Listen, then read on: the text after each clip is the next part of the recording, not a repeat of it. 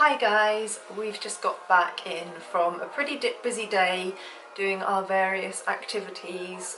We just had this morning it was actually an under fives group at a local museum, but the kids quite enjoyed that, and then we headed off to a home ed meetup at a country park that is near us. It's been a tiring day, lots of driving around, so I've made myself a coffee at almost 4:30, which is probably dangerous if I hope to sleep later, but I'm going with it.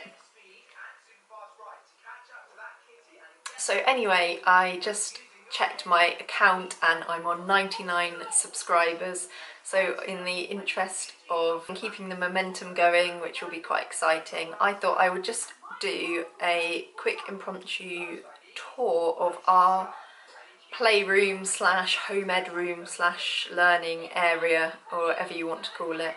I thought it'd be good for prosperity because it's probably going to change quite a lot over the years, maybe quite soon even. I've been having some thoughts about it. Sorry, you can just see the kids in the background watching TV because I said they could, because it's been, you know, a long busy day, and so sorry if that is really distracting. So I thought I would do a quick tour just to document what it's like now, and it'll be just fun to look back on maybe in a year, 6 months time even, and see how it's changed. We are still referring to it at the moment as a playroom. It does actually connect on to our lounge. It was formerly a dining room, but we have a conservatory that we tend to eat in, so this room, we're really lucky, can be just dedicated to kids' things, all the paraphernalia they come with. So yeah, let's have a little look around. So this is kind of the view you have as you first walk in the room. I'm going to go straight in with our wall hangings because I actually really love them. I've got the word revolt in this lovely floral lettering here. I might talk a bit more at some point about what that word means to me, but I love having it up there. A couple of lino prints. This one my friend got me. This lady with beautiful afro hair saying bloom.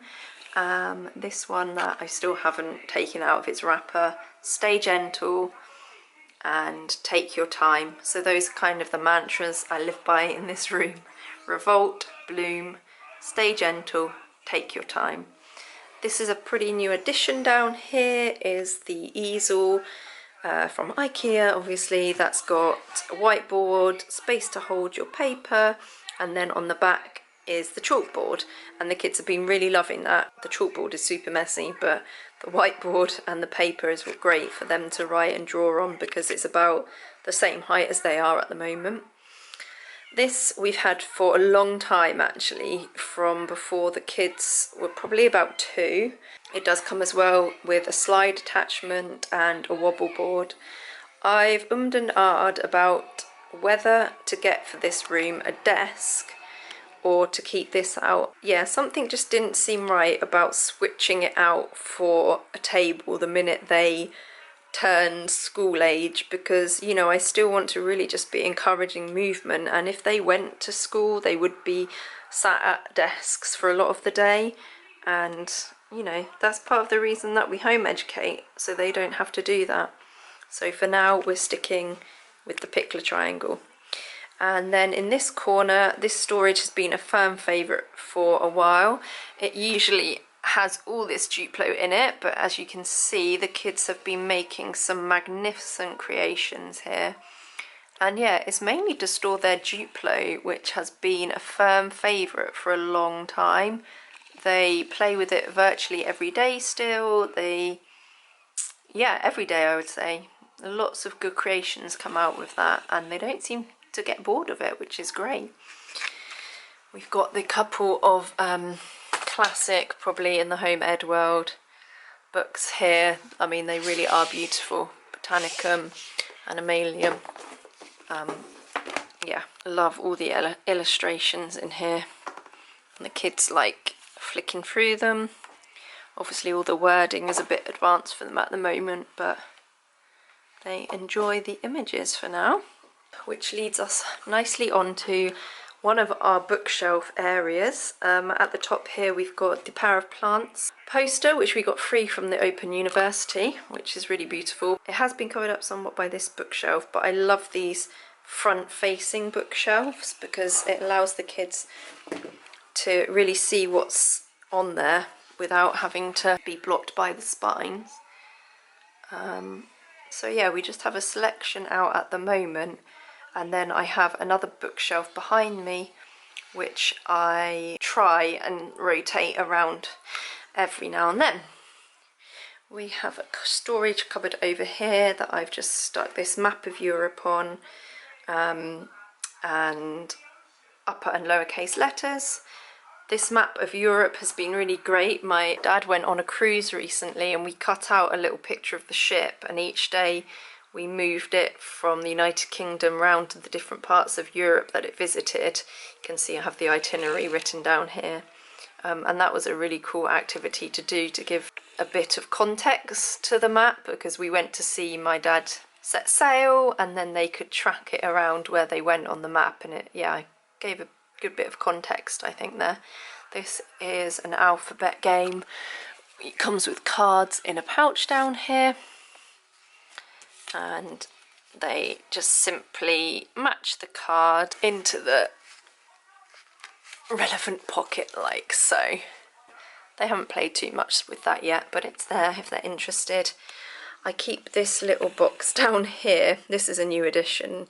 I just wanted something that I could separate our library books out, because they always just get mixed up with the books that we have, and then when it comes to returning them, I can never, it takes me ages to figure out, you know, which ones are which. So we got a nice selection here that we're going through.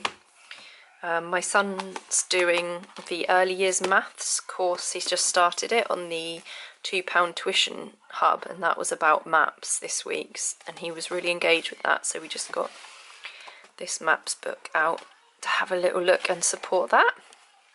So moving on, probably the biggest bit of furniture in here is this sofa. It does fold out into a sofa bed, which the twins sometimes use as a den, but largely it stays like this. And again, you know, it's just that idea of not having them confined to desks, and it gives this nice little reading corner here where they can squidge in and all read a book together.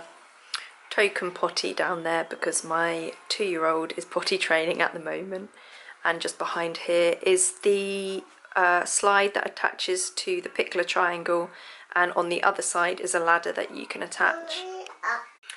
Hiya, end of another busy day. It's Thursday now, the day after I filmed the rest of the room tour. Run out of time, but today I thought I would talk through the bookshelf that we have on the other side of the room. That's where, if you remember, the sofa was, looking nowhere near as neat as it did yesterday. So yeah, I'll talk you through what we have on here and our craft trolley.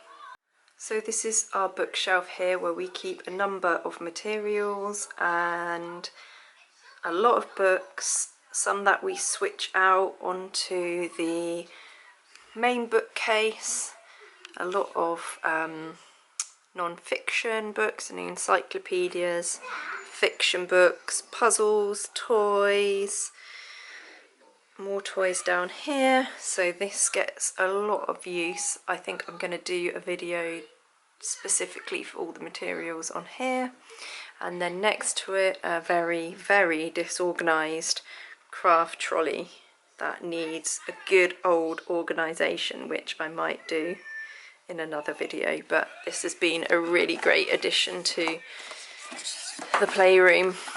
A great space to keep all their pens and everything.